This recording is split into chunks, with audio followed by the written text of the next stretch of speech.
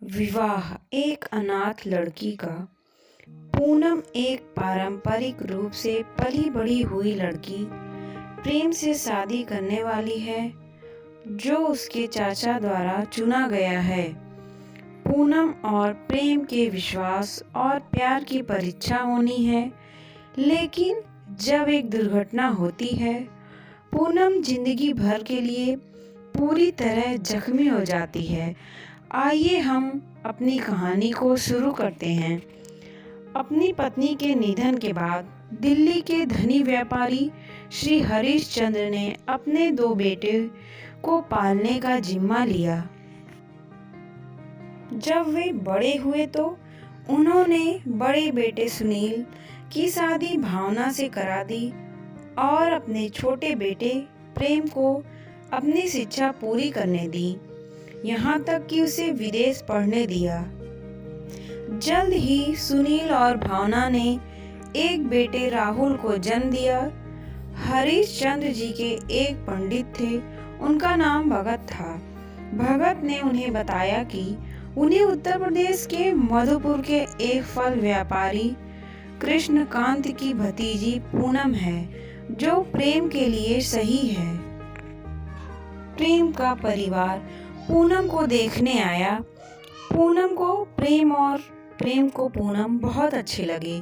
दोनों ने हाँ कर दी। दोनों ने कुछ बातें की और विवाह की बात पक्की हो गई। पंडित जी विवाह की तारीख 6 महीने बाद की निकाली। सब राजी खुशी अपने घर चले गए। फिर कुछ दिनों बाद सगाई हो गई। पूनम और प्रेम आपस में बातचीत करने लगे। समय जल्द ही बीत गया। शादी का समय नजदीक आ रहा था। दोनों परिवार अपनी अपनी तैयारियों में लगे हुए थे, लेकिन नियति ने कुछ और ही सोच रखा था। प्रेम और पूनम रोज फोन पर बातें करते थे।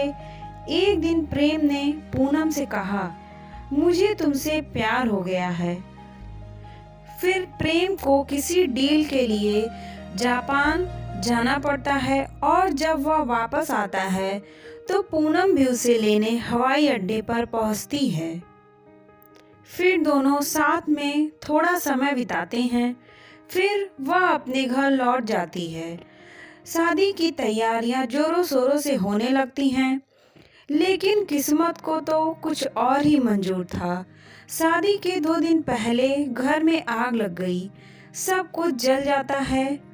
सब लोग घर के बाहर आ जाते हैं, लेकिन पूनम की चाची की बेटी यानी रजनी अंदर ही रह जाती है। सब उसको ढूंढने लगते हैं, पर वह अंदर ही बेहोश रहती है। फिर पूनम घर के अंदर उसको बचाने के लिए चली जाती है।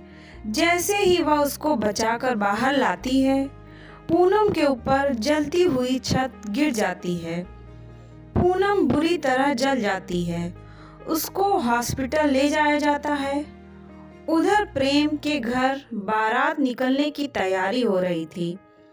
तभी भगत जी फोन करके पूरी बात बताते हैं। सभी को बहुत दुख होता है।